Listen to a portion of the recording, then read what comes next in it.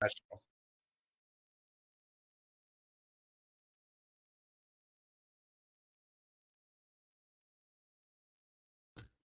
Hello, and welcome to today's webinar hosted by Left Brain Professionals. I'm Steve Bressler, and I'll be your moderator today. If you need help at any time, you can email us at support@leftbrainpro.com or use the Q&A function within the Zoho platform. Let's go over a few housekeeping items. Today's webinar is hosted on the Zoho platform, and you should see a small toolbar with 5 icons in the bottom middle of your browser window. The first button opens the Q&A panel. The second button opens the poll panel. The third button allows you to interact with us. The fourth button opens additional settings, and the fifth button allows you to end or leave the webinar. By selecting additional settings, you can access the audio and video settings, network performance, preferences, and other items. Should you have any connection or audio issue, please try the following solutions. Turn off your VPN, exit and re-enter the event, try using a different browser, or connect from your personal PC, phone, or tablet. You can download the Zoho webinar from your app store. And finally, you can run a speed test using speedtest.net. Please enter your content questions in the Q&A panel at any time during the presentation. We'll address as many questions as we can. And in order to receive credit for today's presentation, you must respond to 3 of the 4 polling questions. Certificates are generated automatically and will be emailed within 48 hours after completion of the webinar. A short 6-question survey will display in the browser at the end of the webinar. Please take a few moments to answer the questions and provide any feedback. The recording of today's presentation will be available on our YouTube channel, and the link will be included in the follow-up email. So thank you for your attention, and without further delay, I will turn it over to Robert for today's content. Good morning, good afternoon, wherever you are. For those of you on the West Coast with me, it's still morning here. Thank you for joining us for our monthly webinar on indirect rate strategies.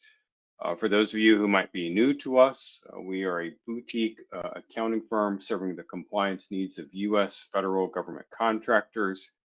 Our practice areas are monthly operational support, advisory services, software resources, and training, which includes some of the free training that we do right here in this webinar.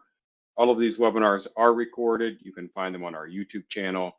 And I think we're nearing or almost passing 50 videos out there right now on our YouTube channel. So a lot of great information that you can catch out there. You see all of our professional team on the slide, and here with me today, again, Steve is our moderator. Suzanne will be chiming in at times, helping to provide some of today's content. All right, I'm going to start a poll here. So give me 1 second to kick that off. All right, it's ready to go. Just like to gauge where everybody is as we get started. Okay, and I'll read the poll question for you. How confident are you with your current indirect rate structure? A, it's perfect. B, needs a minor tweak. C, it needs a lot of work. Or D, you may not be sure.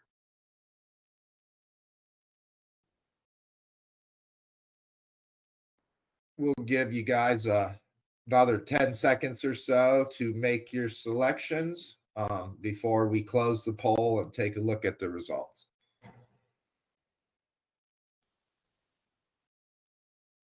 So I'm going to go ahead and close the poll and publish the results out there. So a nice mix of Obviously, some of you are agreeing need a few minor tweaks. A few of you are saying it needs a lot of work. And so hopefully today's presentation will give you some good ideas on what you can do. All right, our learning objectives for today. At the end of our time together, you should be able to identify reasons to change your indirect rate structure, list indirect rate pool options, explain the math of advanced indirect rate pools, and recognize the pitfalls and changes to your indirect rate structure. I do want to start with a little bit of background, and again, a quick reminder as well. I already said we've got a lot of info out there on the YouTube channel. We've done various webinars around indirect rates, try to change up each of these topics and focus in a little different area each time. So if you're new here, if this is your first time getting some info on indirect rates, again, we have some other webinars that go through the fundamentals, some deeper dives into some of what some of the topics that'll come up here today. And today's presentation, so with that said, what I want to lay the foundation for here is today's presentation. And I want to focus on something that I really enjoy around indirect rates. It's something that a lot of our clients come to us about. And it's that they're recognizing that there's something going on in their business and that they may or likely need to make a change to those indirect rates. And so we kind of want to talk about more so those reasons and some things you can do. We're going to hit, again, a little bit of highlight around some of the math, but not really a focus of that. If you're curious about that, check out one of those other webinars. All right, so for the meat of our presentation today, our first section is on reasons to change the indirect rate structure. And probably what you'll find as we go through this today is that maybe not even one, but possibly multiple reasons are applicable to your situation. So the first reason, and these may not be all of the reasons, by the way, but these are certainly the more common reasons that we come across to change indirect rates. One is a change in business operations. And that could be really any number of things. We often see that companies add or remove a product line or a service line. They're phasing out. For example, right now, we've got a client right now that's in the process of phasing out one of their main product lines. And because of that, they're changing their indirect rate structure. They're going from 2 overheads to 1 overhead in that entity because it no longer makes sense and doesn't match the business operations, which is it's not a regulatory requirement, but it is one of the things that you'll read in DCAA's information for contractors about your indirect rate structure, right? Is that those indirect rates need to otherwise match the business operations. So again, you can see that if you were adding a major product line or service line, if you were removing one, then right, it's probably time to go back and look at our indirect rate structure and make sure that we are, that we've got something again that matches those operations. In the case of our current client who's making this change, they are absorbing, and they're down to I think 3 employees. There is some equipment and some other expenses, but they're down to just a few employees in that particular department, and so they're now going to absorb all of that into one overhead. So an easy thing to do from that perspective. The next reason to make a change is a change in business location. Again, this could be adding or removing a business location. And while in one of my other webinars where we talk about some aspects of advanced indirect rates, again, you could certainly have an overhead rate by location. It's not a requirement, but you can imagine that, for example, in my past, I worked for a company that we had an office location in Charleston, South Carolina, one in Hampton Roads, Virginia, and one in San Diego, California. And the cost of operating business out of each of those locations is very different, right? The utilities are different. The pay scales are different for employees who might even be performing the same or similar jobs. And what we discovered was that the different, obviously, one of the reasons we had the office locations is because we were serving clients in those areas. We had employees who were assigned and dedicated to those office locations, and so we had overhead rates that were associated with each of those operating locations. Another aspect of business location may not be so much having a physical office somewhere, but actually, where do your employees do the work? So, a couple of things that one is very common for a while, and one is becoming more common. And so, one of those is if you are doing work at a government facility, if it's intermittent work, if it's a couple of employees here and there, the government may not say anything. But if you're performing the type of work where your employees are, stationed 100% at a government facility, and that's, happens quite often, the government will usually come in and say, why are we paying full overhead on those employees when we're providing, oftentimes they're providing all of the equipment, including computers and telephones, but certainly they're providing the office space, they're paying the utilities, they're providing all the parking lot maintenance, all of those things that would typically go into your overhead that government customer is paying. They're saying, so why should I pay that? So in that case, you would have a contractor site overhead and you would have a client site overhead. One of the other flavors that we're seeing in that coming up is remote employees and the fact that we may or may not still have an office. So we have clients that say, yes, we still have an office, but it's much smaller now. We have fewer people here, and we have a significant portion of our staff that are working from home. So again, obviously, those overhead structures are very different, right? If people are at home, we're not paying the rent, we're not paying the utilities. So it might make sense to have an operating location that is remote employees, again, even though it's not necessarily a physical office space for the business. The next reason to change indirect rates, and this is the one that this one and the next one that come up, we'll talk about, are typically why clients call us. And so your customer tells you your prices are too high. We've got a client right now that's kind of in that situation. They have had continued increases in their indirect rates, and so their customer is saying, we can audit the rates. We can see your incurred cost proposal. We agree that the number calculated is correct, right? The composition of the pool is correct. We've got a correct allocation method. The math is correct. So so the number is correct, but it's high and continues to go up. And when we look at other contractors, your price is getting more expensive than where we can get same or similar work from other people. So that's something you might get direct feedback from a customer that way. You might get that feedback indirectly when you don't win awards, right? If you're submitting proposals to RFPs and you're not winning, one of the reasons you may not be winning is because your prices are too high. You've lost competitiveness in the marketplace.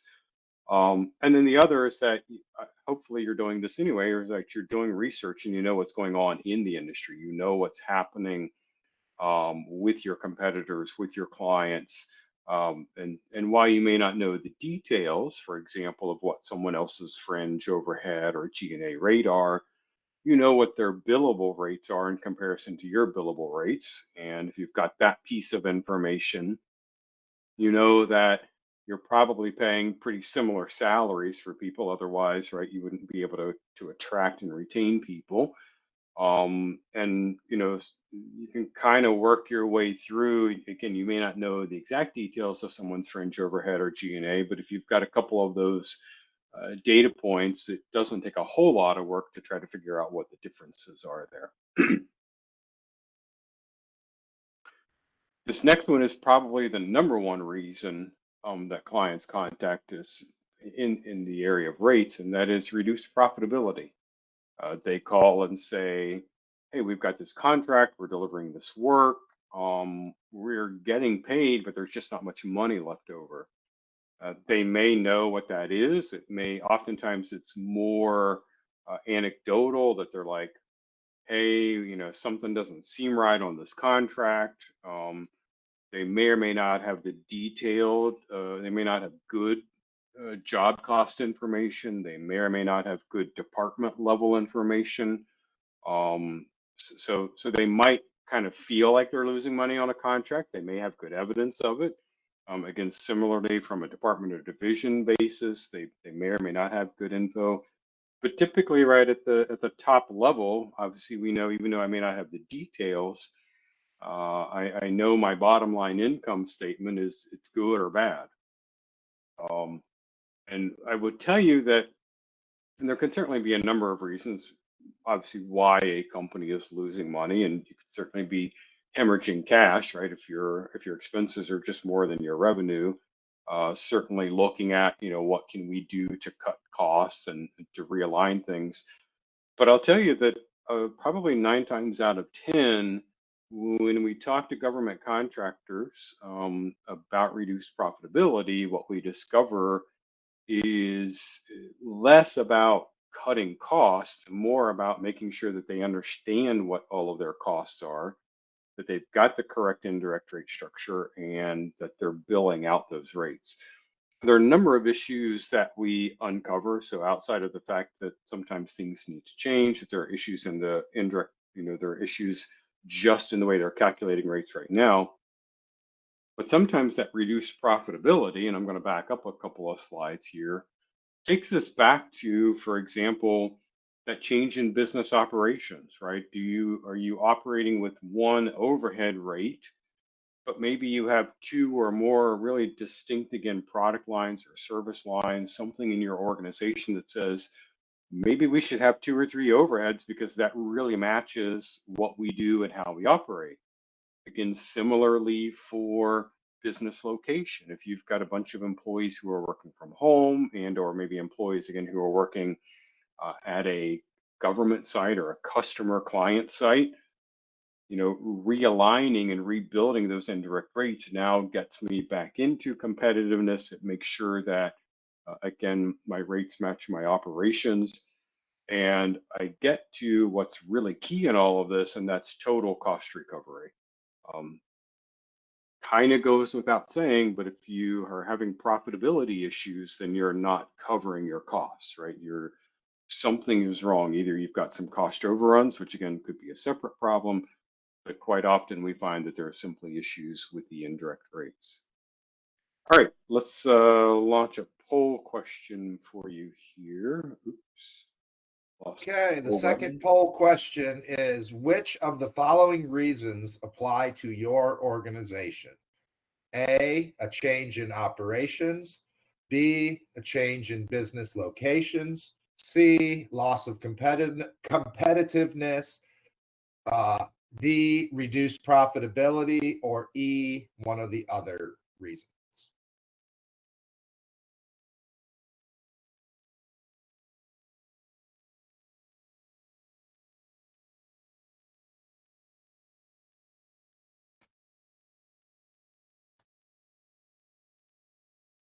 Give you just a couple of more seconds. Again, quick reminder that you do need to respond to 3 of the 4 polling questions in order to get credit for today. Looks like most people have responded. Again, just a couple of more seconds here. And I'm going to go ahead and publish the results. So, this question is, there is no right or wrong answer. So you should have been hopefully selecting multiple. This was a multiple choice. And I see some people saying that, maybe I've got a change in business operations. We've lost competitive and other reasons here why I should be looking at changing my rates. All good information. All right, let's go back to, oops, get back to my slide.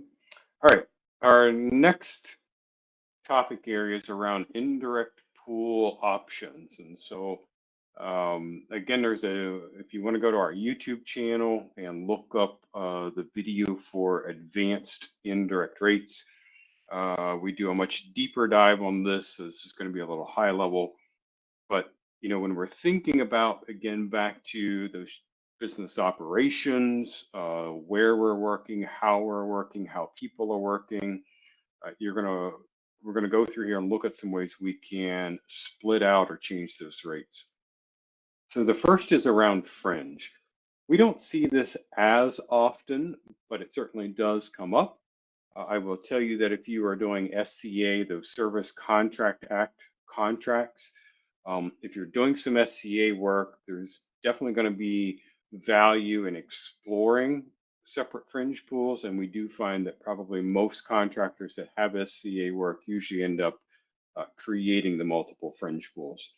And the reason for that is typically the cost of SCA benefits as a percentage is higher than the cost of my non-SCA benefits right, for those non-SCA employees.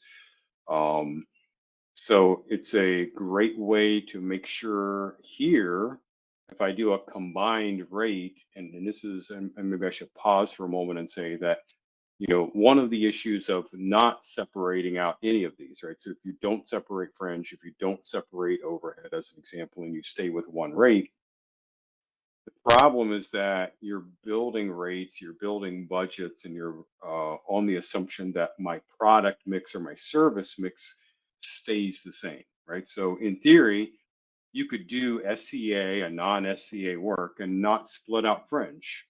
But your assumption there is that whatever goes in, let's say it's 70% non-SCA and 30% SCA, as long as that's always true, then you could probably have one fringe pool and make it work.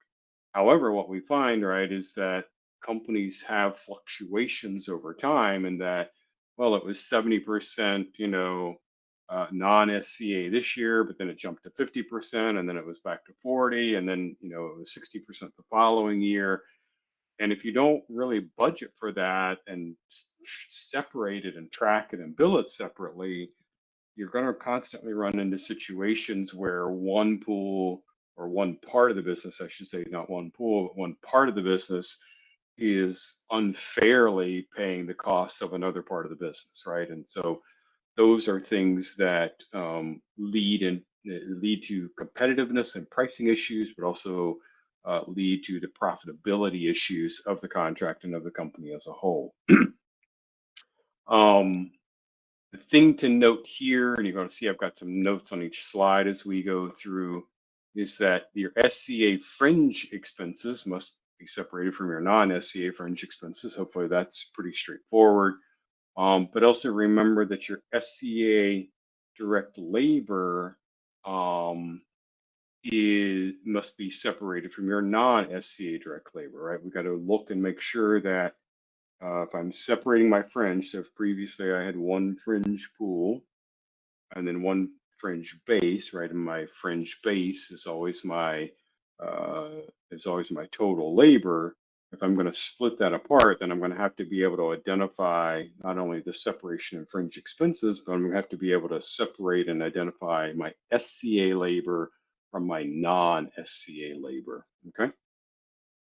And I should say SCA and non-SCA labor, not just direct labor, though in the world of SCA contracts, we're typically talking about direct labor on the SCA side. You certainly could have some indirect non-SCA labor on the base of your fringe.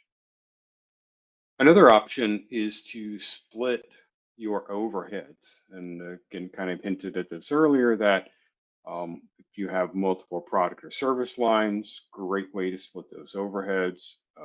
Splitting out the operating locations, as we talked about, again, whether or not it's a physical office location of the business doesn't matter. The important thing here, and you're going to kind of keep reiterating this, is when this is where we see more of the math issue in the structure, is that people will make the split of the pool, but they get the split of the base incorrect. Too many times what I've seen happen is that people will say, okay, we're going to do a manufacturing and an engineering overhead. And so they can easily identify those indirect expenses. And then what they do is they take total direct labor and put in the base of both overheads. And if you do that, you will never recover all of your costs, right? Because you're applying some of that overhead to only part of the labor and some of the overhead to some other part of the labor. But at no point are you applying all of the overhead to all of the labor in the way that it's supposed to happen. So again, just be very careful when you look at splitting, again, whether it's splitting fringe, splitting overhead, that you make sure that you've got the proper alignment back in our pool and base. And remember that the goal there, the focus needs to be that we have a logical, causal, beneficial relationship between the pool and the base. So if I've got an engineering overhead, then I have to have engineering direct labor in the base, right? If I've got a manufacturing overhead, then I've got manufacturing direct labor in the base. Our next option is to create a material and subcontract handling pool. Now, I will say that there's no requirement to create this, though what we typically see is that contractors will begin to have a significant amount of materials and subcontracts. Right, and what we're talking about here on the material side are really those pass-through materials. So this would not typically, I'll say typically, would not apply to any manufacturing or assembly materials that you have. But this would be for those materials that maybe they come to you and they get repackaged and shipped to a client. Maybe you're doing a lot of drop shipments, so the government is buying stuff through you, and part of what they're paying you to do is to coordinate and organize all this. Oftentimes, those materials are related, obviously, to the work that we're doing. So we may be providing services on site. So, for example, we might be doing IT type of work at a facility, and the government is buying that IT equipment from us, right? So we're billing them for services, potentially on a fixed price or T&M basis, but they're also buying the underlying hardware and or software from us that we're passing through as materials. Now, typically, your materials and subcontracts would otherwise be in the base of G&A and would be burdened with G&A. The other reason that we see clients elect to create a material and subcontract handling pool is that their G&A rate continues to climb. It kind of, I say, get out of control, and we have some clients where it's definitely out of control. But you get above a threshold. This is no regulatory threshold. You will not find this anywhere. Just our experience shows that when your G&A rate gets above 20 to 25% is, particularly again in the case of pass-through materials and subcontracts, where clients begin to say, hey, wait a minute, that's kind of a hefty markup on those items. Is that really fair, right?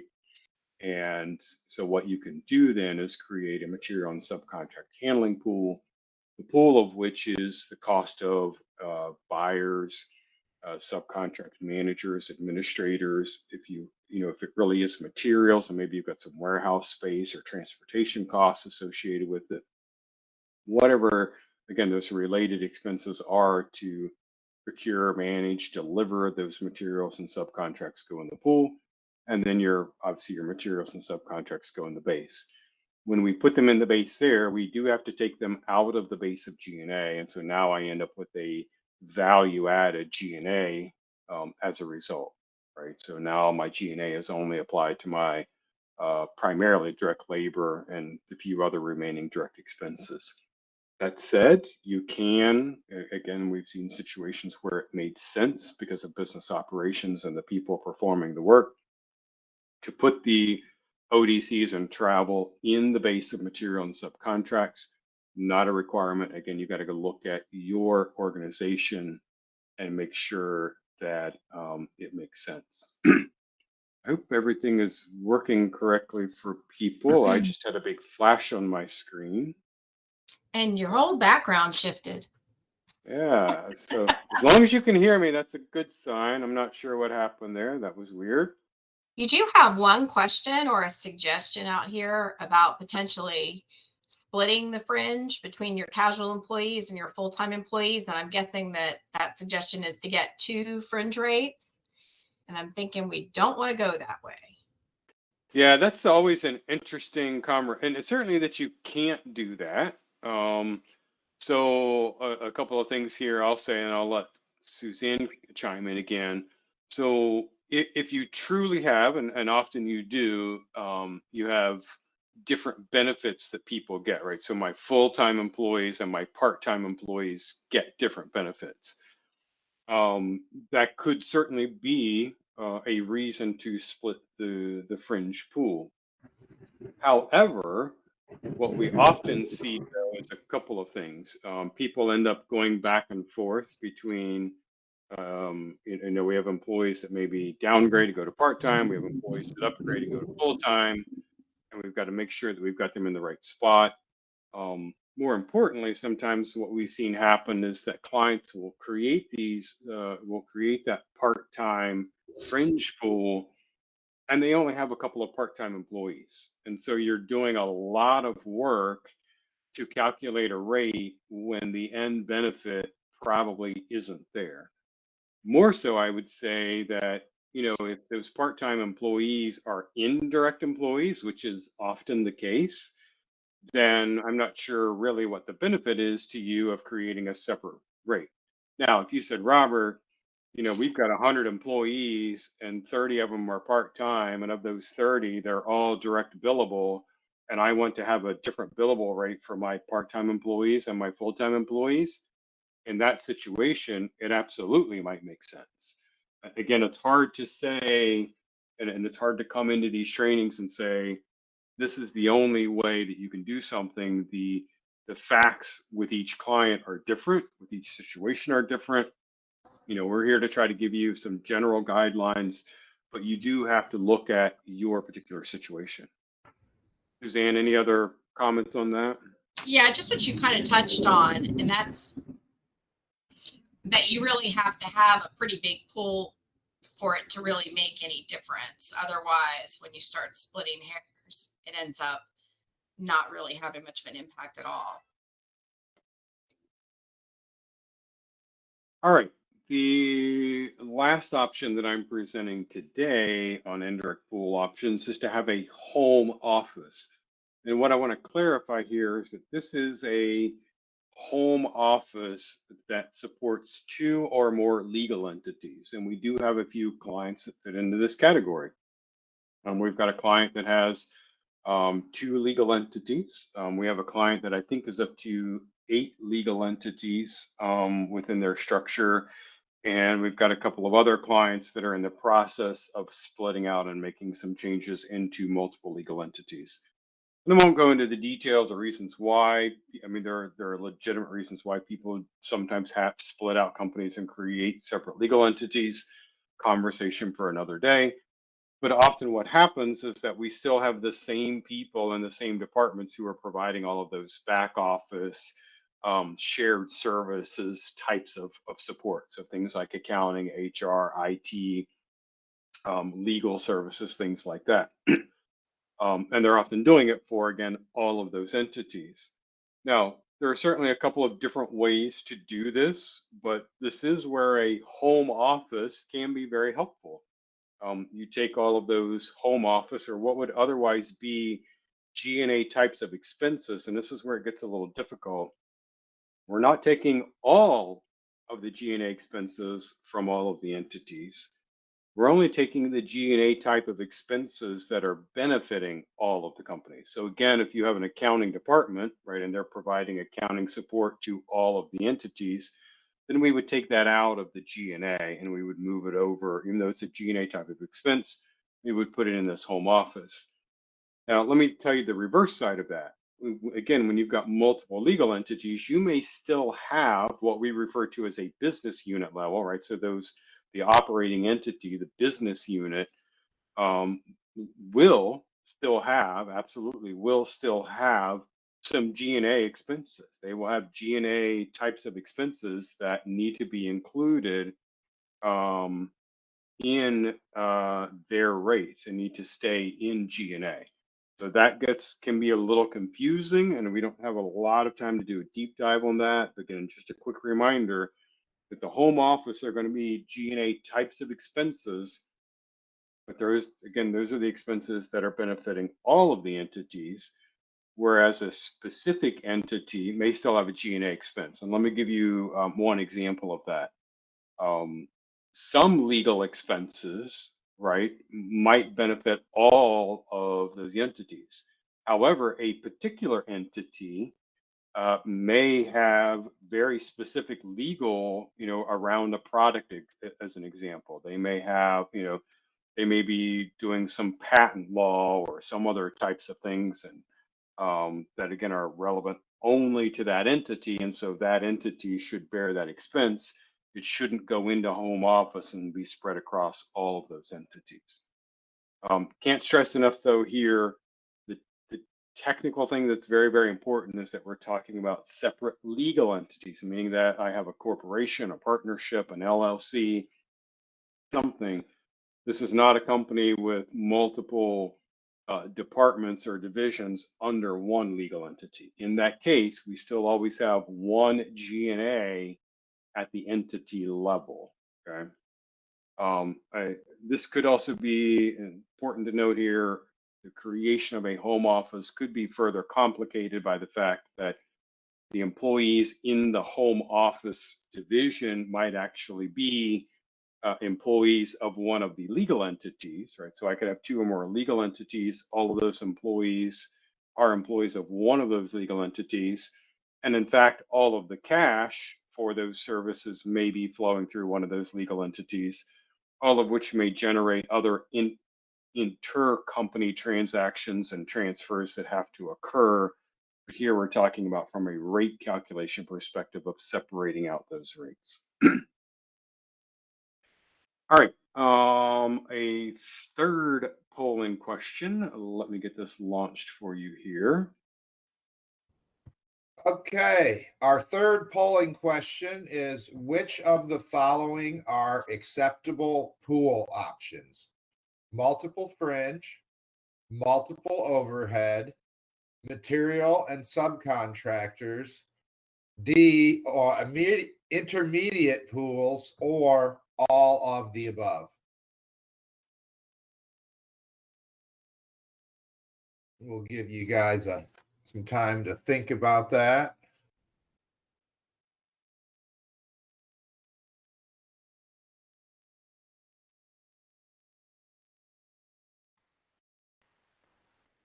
Keep the poll open here another 10 to 15 seconds. Again, we do need to participate in 3 of the 4 polls in order to get credit for today's webinar.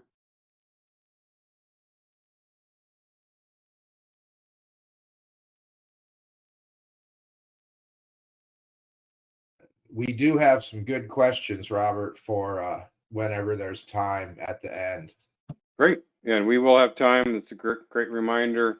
If you've got a question, be sure to put it in that Q&A tab, and we will go through those in about 10 minutes from now. All right, I'm going to go ahead and close this poll and publish the results. Again, this was a multiple choice question, so no right or wrong answer here, just trying to make sure that you're paying attention. And so all of these are potential options for splitting out pools. Oh, and actually, and I apologize. I see now. I'm going to pause for a moment here. I see now that I missed talking about intermediate pools, and I'm not sure what happened. I don't have the slide. The only person to blame for that is me because I created my own slides. I don't have a slide, but I will talk briefly about intermediate pools here. So intermediate pools are things like facilities, IT, and HR. Again, these are not, there's no statutory definition or requirement around these, but these are indirect expenses that companies will sometimes determine that putting them in overhead or putting them in G&A unfairly distributes them across departments or across contracts. I'll use the facilities as an example. If you take facilities, now, and let me even pause here. If you have one overhead and one G&A, setting up intermediate pools doesn't make sense. Intermediate pools make sense when we have two or more overheads. Maybe we've got a material subcontract handling in there. But I need a way to more fairly distribute costs. And again, I'll use the facilities as a perfect example. If you had an engineering and a manufacturing division or departments within your organization, many of you probably recognize that a manufacturing facility requires a lot more space than an engineering facility, right? We've got equipment, we've got inventory, we've got assembly areas. We may have warehouse areas, right? We've got testing areas, a lot of stuff that goes into manufacturing. Whereas engineering, I can put a bunch of people in, cubes or offices, much smaller area. And so my cost of operating each of those areas is different, such that even if I had an equal number of employees, splitting facilities, based upon the number of employees doesn't make sense if the engineering department is occupying, 20% of the facility, and manufacturing, I'm going to say, is 70%, with the other 10% being, G&A and some other people. Splitting it based upon the number of employees doesn't make sense, because now engineering is paying an unfair share, right, from a square footage and the cost of utilities and other stuff. They're paying an unfair share of that. And usually that's what will happen when we talk about these intermediate pools, is that one of the department managers or directors will step up and say, hey, wait a minute, you're dumping all of these costs into here, and I'm paying for his or her costs over there, right? This isn't fair to me and my department. That's where intermediate pools make sense. So again, things like facilities, I can now more accurately align those costs with the people that are using them. Similar concept for IT. You might say, and again, I've seen all of these play out. The director of manufacturing at a client said, hey, wait a minute, I'm paying half of the IT bill every month out of my department, but every time I need IT, I can't find them because they're always over in engineering. And so lo and behold, right, what we evaluated and discovered was that engineers had multiple computers, they had multiple test equipment, they had a lot of stuff going on over there. And in fact, IT was spending a lot of their time and resources managing issues in the engineering department, not in the manufacturing department. And so we found a way to, again, more fairly distribute those. And a similar concept with HR is that you could take all of the HR, hiring, recruiting types of expenses, put them in a pool, and then you could allocate them out, based on employee count. Most likely would be the appropriate way to do that. And so therefore, departments that had more employees would bear more of the HR expenses. So those are some examples, and I apologize that I somehow missed adding that slide. All right, math of indirect rates. You've been around, you've heard me say it before, I'm going to say it again. When we talk about indirect rates and the accuracy of the calculation of indirect rates, there's a few things that we're looking for. One is the composition of the pool and base, making sure that we've got the right GL accounts and dollar amounts going to the right spots. The second one is using an acceptable allocation method. Again, we do a deeper dive on that in another webinar, but for example, with fringe, we're going to allocate my fringe pool over my wages. I could do it over dollars or hours, but making an election and following through on that. The third is the math of the indirect rate. So it's actually going through and making sure that the math is correct and that things logically flow through. And this is where things get a little confusing to some people. So I've put it in words, and I also have a picture to show, and I'm hoping that both of these will help better convey this. This question comes up a lot. So when we're talking about rates and the buildup of rates, the rates, I'm hoping that my terminology here works for everybody. The rates must follow the dollars in the base. And I'm going to use my fringe here as an example. So I calculate a fringe rate, right, a pool over a base. And in my base, I have direct labor among all my other types of labor, right? So my base of fringe, again, is all of my W-2 labor. So that would be direct labor, overhead labor, G&A labor, my BMP and IRAD labor, and as a reminder, my unallowable labor. All of my W-2 labor must be in the base of fringe. Okay, so if I said that rates must follow the dollars in the base, what I'm saying then, in that second item down there says everywhere we have direct labor, we must have applied fringe.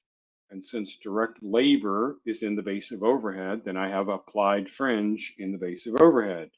Because direct labor is in the base of G&A, I have applied fringe in the base of G&A.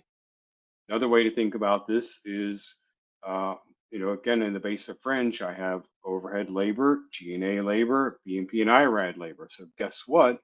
In my overhead pool, where I have overhead labor, I have to have applied fringe. Same concept for G&A labor, same concept for my BMP and IRAD labor. This is confusing to people at times, especially when we start talking about splitting out fringe, splitting out overhead, and where do things flow. This is an area where we see people get stuff wrong. Related to this, the other thing that I will say where we see people get stuff wrong is that accounting will calculate the rates one way, meaning they take one approach to the math, and we find that the proposal business development team will apply those rates differently, right? So for example, if we're calculating overhead based upon direct labor and other direct type labor, such as BMP and IRAD, and my unallowable direct labor, then I need to make sure that when proposals puts together a proposal that they apply fringe to direct labor. If, for example, I have multiple overheads, again, not uncommon, and potentially different bases. So again, for example, engineering, the base of an engineering overhead might only be direct labor and applied fringe. Whereas manufacturing, we might say, no, my base of manufacturing is direct labor and materials, right? Because I have to buy raw materials and I'm doing something with them, with those people and with that equipment that are in the pool. So it makes sense that now my materials for manufacturing, separate from pass-through materials, but my materials for manufacturing are now in the base of overhead. I need to make sure that when people are putting together a proposal, right, that they're applying the engineering overhead to engineering direct labor, and that they're applying the manufacturing overhead to manufacturing direct labor and to the manufacturing materials, right? So if they don't, from a proposal and pricing and billing perspective, if they don't do that, then we'll never recapture our costs correctly, right? We'll have problems. That's why it's very, very important that we make sure the people who are building and calculating the rates and the people who are proposing the rates are doing things the same way. All right, so that was my words. Now I'm going to show you a picture. This is just a simple single fringe overhead, but the same concept applies. And so I just put a little red boxes around, so hopefully this makes it a little easier for people to follow. But again, I've got direct labor in the base of fringe. And so if I go over to my overhead column, you'll see I have direct labor and 2 lines, and I have my unallowable direct labor, important. But I have my applied fringe. Same concept when I go to G&A. Now, in this example, I did not break out direct labor separate from my total direct cost, but you can follow back through. If I look at my direct column, $100,000 direct labor, $268,000 of total direct costs, I can follow that through.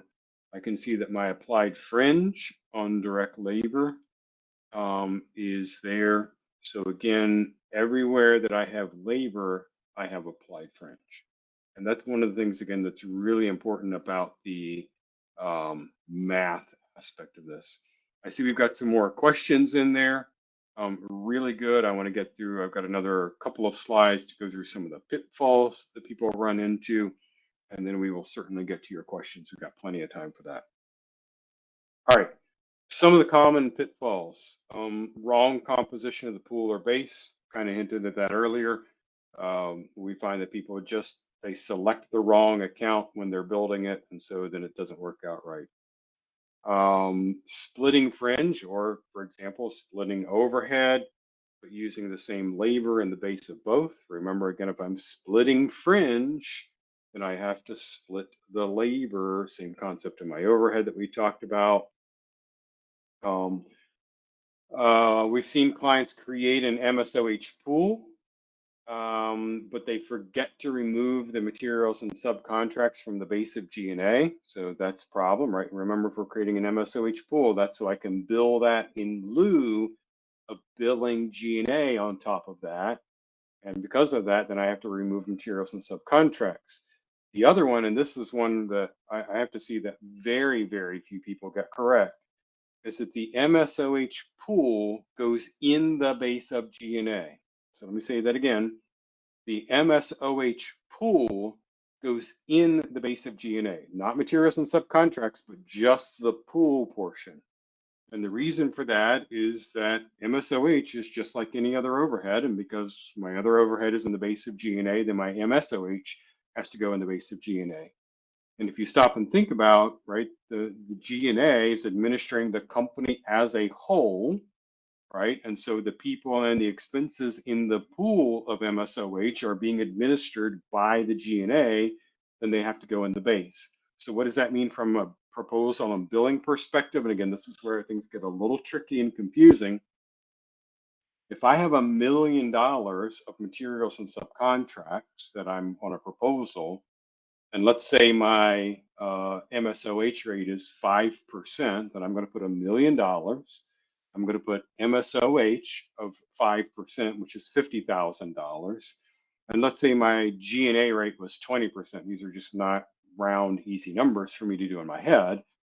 Then I'm going to apply G&A to the MSOH amount, not to the materials and subcontracts, not to the $1 million, but because the $50,000 of the MSOH pool is in the base of G&A, then I have to apply G&A to the MSOH amount.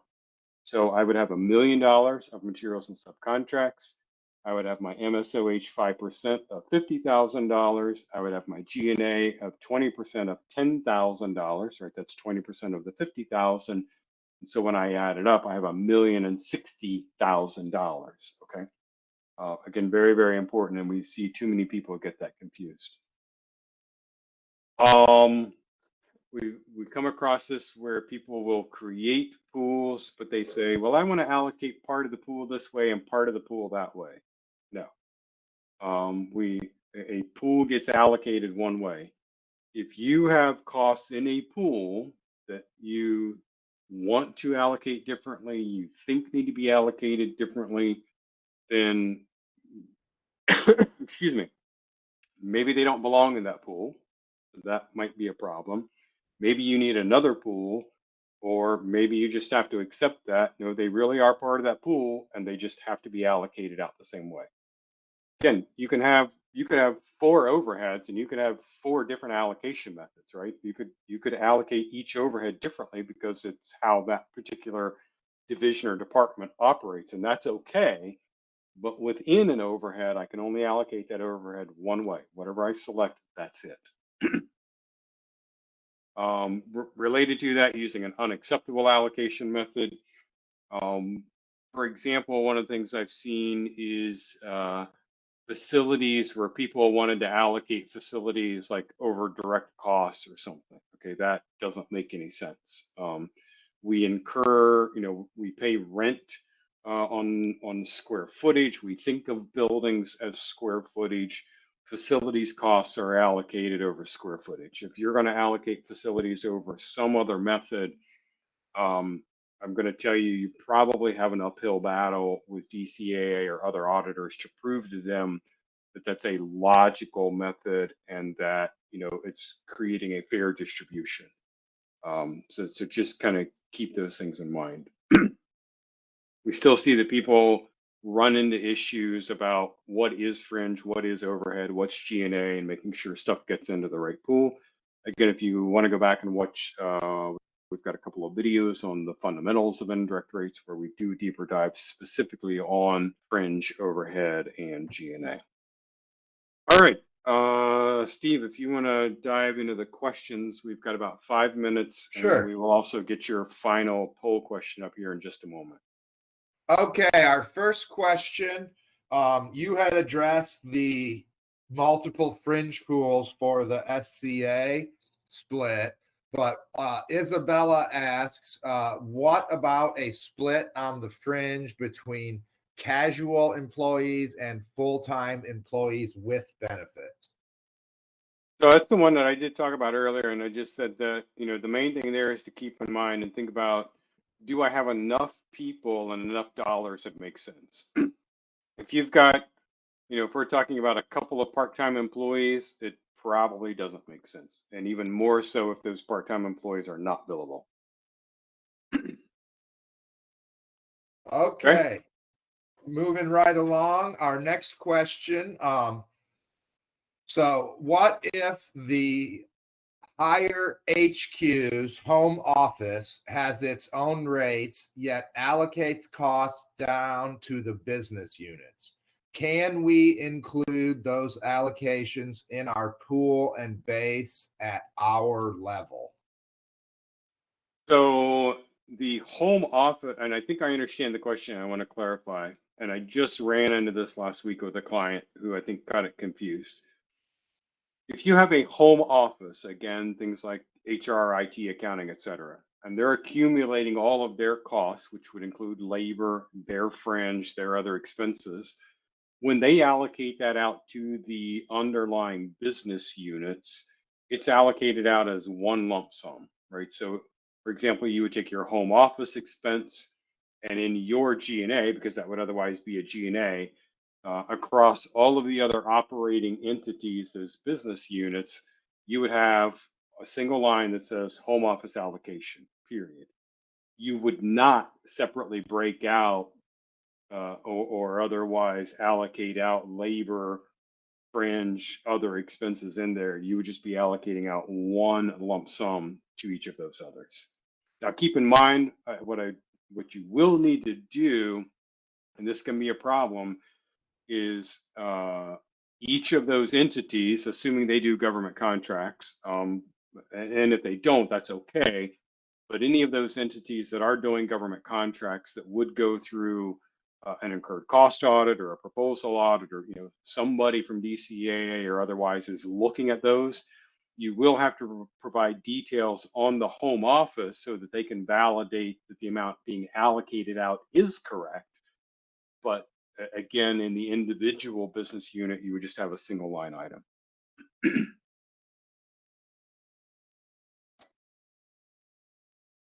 All right. Any other questions? There is one last question that it reads, do you have an example for a small startup defense contractor service company? And I hope that maybe the inquirer could expand as to which topic or which section you were looking for an example from. That's actually, as I read the question, I realized that's pretty difficult to answer after. If you're looking for, they're saying to calculate the rate. So we do have on our website, there are tools, and there's an indirect rate calculator out there. If you're just getting started as a small company, you're probably looking at a single fringe, single overhead. You'll have one indirect rate. Whatever that calculates to be, that's what you're going to end up with. Let me go ahead and get our last poll up there so people can respond to that. And while you're responding, I'm going to yep, should be active for everybody. I want to go through just a couple of slides here. We're nearing the top of the hour. The information will be available later on our website that you can download the presentation. We also have a copy of the video up there. You can find us on social media. Again, please be sure to check out our YouTube channel, and I'm going to ask that you follow us on there. If you'll click follow, all of those likes and follows help us in what we're doing. And be sure to check back next month and follow our website for additional events coming up. So we have monthly webinars. We're also participating in some upcoming conferences. So for example, any of you who might be going to the Navy Gold Coast or the VETS 23 conference coming up soon, we'll have tables at those events and more. Please feel free to stop by and say hi. As always, you can send a question to support@leftbrainpro.com. We do thank you for your time today. I'm going to leave this open for just a few more seconds so people can participate. Again, we do thank you for your time and hope you have a great day. We'll chat with you soon. Thank you.